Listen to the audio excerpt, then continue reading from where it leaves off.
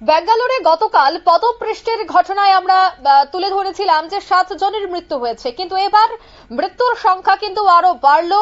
11 প্রায় অনেকটাই বাড়তে চলেছে, যদিও এখনো পর্যন্ত সরকারি তথ্যে সবটা বিষয় স্পষ্ট নয়। তবে এবার ব্যাঙ্গালোরের এই পদপৃষ্ঠের কাণ্ডে 11টি এফআইআর কিন্তু দায়ের করা হয়েছে। শতপ্রণোদিত মামলা নিল এবার কর্ণাটক হাইকোর্ট। ক্রিকেট বোর্ডের বিরুদ্ধেও মামলা করলেন মুখ্যমন্ত্রী, উপমুখ্যমন্ত্রী। অর্থাৎ ব্যাঙ্গালোরে গতকাল যে বিজয় উল্লাসের আয়োজন করা হয়েছিল এবং বেঙ্গালুরু টিম যেখানে পৌঁছে গিয়েছিল, ঠিক সেই জায়গায় এক ঝলক বিরাট কোহলিকে, এক ঝলক বেঙ্গালুরুর সমস্ত টিমের খেলোয়াড়দেরকে দেখার জন্য সকাল থেকে যেভাবে ভিড় জমেছিল, তারপরে কিন্তু সেখানে পদপৃষ্ঠের ঘটনা ঘটে। পুলিশি লাঠিচার্জে পরিস্থিতি রীতিমতো বেসামাল হয়ে যায়। তবে এবার 11টি এফআইআর দায়ের করা হয়েছে বলে আমরা জানতে পারছি। তবে সে বিষয়ে আরো বিস্তারিত জানবো। টেলিফোন লাইনে যুক্ত হয়ে গেছে প্রতিনিধি সম্রাট চৌধুরী। সম্রাট, ঠিক কি জানতে পারছো?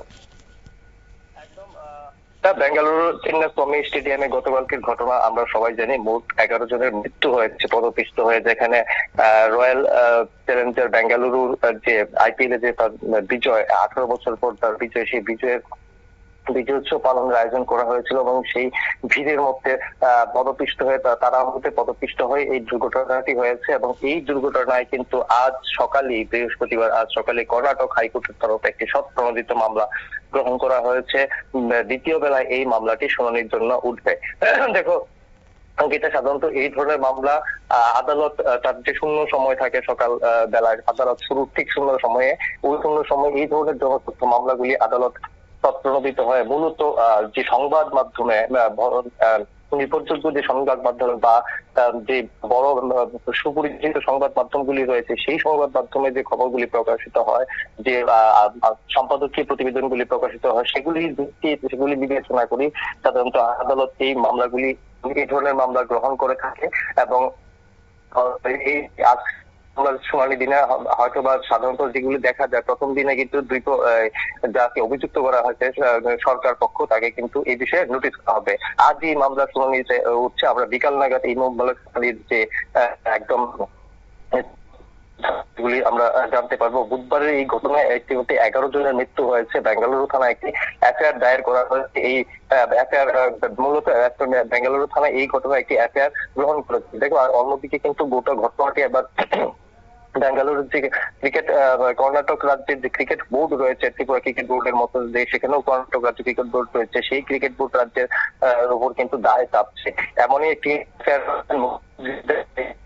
মুখ্যমন্ত্রী ডিকে শিবকুমার কিন্তু এবার যৌথভাবে কিন্তু বেঙ্গালুরুর কার্বন পার্ক থানায় একটি এফআইআর দায়ের করেছেন। কর্ণাটক যে ক্রিকেট বোর্ড রয়েছে, সেই ক্রিকেট বোর্ডের বিরুদ্ধে, তার বিরুদ্ধে গাফিলতির আরেকটি মামলা হয়েছে সমাজকর্মী স্নেহময়ী কৃষ্ণ নামে এক ব্যক্তিও এই মামলায় মামলা দায়ের করেছেন। এখন পর্যন্ত যে হতাহতের সংখ্যা পাওয়া গেছে হয়েছে 33 জন। যদিও মৃতদের পরিবারকে 10 লক্ষ টাকা করে ক্ষতিপূরণ দেওয়ার ঘোষণা করেছে কর্ণাটকের সরকার। কর্ণাটকের মুখ্যমন্ত্রী সীতারামাইয়া এই ঘোষণা করেছেন। ঘটনায় কিন্তু ইতিমধ্যে প্রধানমন্ত্রী নরেন্দ্র মোদী এবং রাষ্ট্রপতি দ্রৌপদী মুর্মু শোক প্রকাশ করেছেন। যদিও কেন্দ্র সরকারের তরফে এখনো কোনো ঘোষণা করা হয়নি বা আইপিএল কর্তৃপক্ষের তরফে এখনো কোনো ঘোষণা হয়নি। এদিকে এই যে তোমার সাহায্য রাশি বা ক্ষতিপূরণ রাশির অঙ্ক নিয়েও কিন্তু ইতিমধ্যে সমালোচনা শুরু হয়ে গেছে। গতকাল রাত থেকেই কিন্তু আইপিএল এর মধ্যে একটি মানে বিত্তশালী খেলা আয়োজনের ঘটনা, এমন একটি মুহূর্ত ঘটনায় ক্ষতিপূরণের অঙ্ক 10 লক্ষ টাকা নিয়ে কিন্তু ইতিমধ্যে সমালোচনা শুরু হয়ে গেছে। যদিও এই ঘটনার সঙ্গে মূল মামলার কোনো সম্পর্ক নেই। ইতিমধ্যে কর্ণাটক পুলিশ ঘটনার তদন্ত শুরু করেছেন। তবে আজকের ঘটনার তদন্ত শুরু হলেও আজকের যে আদালতের যে প্রণোদিত মামলা রয়েছে, তার যে সিদ্ধান্ত, সেই সিদ্ধান্তের উপর কিন্তু আগামী দিনে এই ঘটনার তদন্ত এবং তার যে পরিমাণ অনেকটাই তার যে তদন্তের মূল অভিযুক্তদের খুঁজে বের করা, সেটাতে কিন্তু অনেক ভীষণভাবে প্রভাব বিস্তারিত হবে।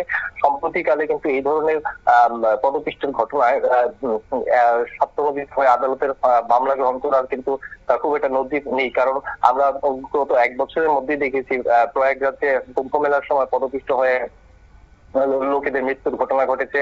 প্রায় কাছাকাছি সময় দিল্লির রেল স্টেশনেও কিন্তু একটি বিভ্রান্তিকে কেন্দ্র করে কিন্তু পদপিষ্টের মতো ঘটনা ঘটেছে। এমনকি আন্তর্জাতিক মহলে এই ঘটনার পর আইপিএল এর বিজয় উৎসবে এই পদপিষ্টের ঘটনার পর আন্তর্জাতিক মহলে কিন্তু ইতিমধ্যে সমালোচনা শুরু হয়ে গেছে যে ভারতের বিভিন্ন রাজ্যের যে প্রশাসন বা পুলিশ প্রশাসন, তারা ভিড় নিয়ন্ত্রণ করতে বা ভিড় যদি উচ্ছৃঙ্খল হয়ে ওঠে সেই জায়গায় কি ধরনের ব্যবস্থা নেবে, সেই ধরনের ব্যবস্থা সম্পর্কে ভারতীয় পুলিশ বা ভারতের বিভিন্ন রাজ্য পুলিশগুলি কিন্তু অবহিত নয়। তার উদাহরণ হিসাবে বিগত 1 বছরই আমরা 3টা ঘটনা কিন্তু লক্ষ্য করলাম। সর্বশেষ গতকালকের ঘটনা খুবই দুঃখজনক। অঙ্কিতা, একদমই ধন্যবাদ। অর্থাৎ ব্যাঙ্গালোরে পদপৃষ্ঠের কাণ্ডে এখনো পর্যন্ত 11টি এফআইআর হয়েছে। অন্যদিকে টিমের উপর ক্রিকেট বোর্ডের বিরুদ্ধেও কিন্তু মুখ্যমন্ত্রী এবং উপমুখ্যমন্ত্রী মামলা করেছে। যে আনন্দে গোটা ব্যাঙ্গালোর গা ভাসিয়েছিল, সে আনন্দ কিন্তু এক মুহূর্তেই বিষাদে পরিণত হয়েছে এবং পদপৃষ্ঠের ঘটনায় রীতিমতো কিন্তু ব্যাঙ্গালোরে এখন অশান্তি। ব্যাঙ্গালোরে এখন এই বিষয়টা নিয়ে শোক প্রকাশ করা হচ্ছে। কিন্তু যাই হোক, এই পুরো ঘটনা যে একেবারে দুঃখজনক সে বিষয়টার বলার অপেক্ষা রাখে না। অন্যদিকে পুলিশি অনুমতি ছিল বা পুলিশি অনুমতি ছিল না, সে বিষয়টা নিয়েও কিন্তু বড় একটা প্রশ্ন উঠতে শুরু করেছে। অন্যদিকে মুম্বাইয়ে যেভাবে ইন্ডিয়ান টিম রোড শো করেছিল, সেই জায়গায় যদি ব্যবস্থা আঁটোসাঁটো থাকতে পারে, তবে বেঙ্গালুরুতে কেন ছিল না আঁটোসাঁটো ব্যবস্থা? তবে একটা সূত্র বলছে যে পুলিশের নাকি অনুমতিই ছিল না, আবার একটা সূত্র বলছে যে পুলিশের অনুমতি থাকা সত্ত্বেও এই ঘটনা। অর্থাৎ সবটা নিয়েই কিন্তু জলঘোলা শুরু হয়ে গেছে। তবে অবশেষে পুলিশি তদন্তে বা আগামী রিপোর্টে কি বেরিয়ে আসে সেটাই দেখার। নিয়ে নিচ্ছে এই মুহূর্তে ছোট্ট একটি বিজ্ঞাপন বিরতি।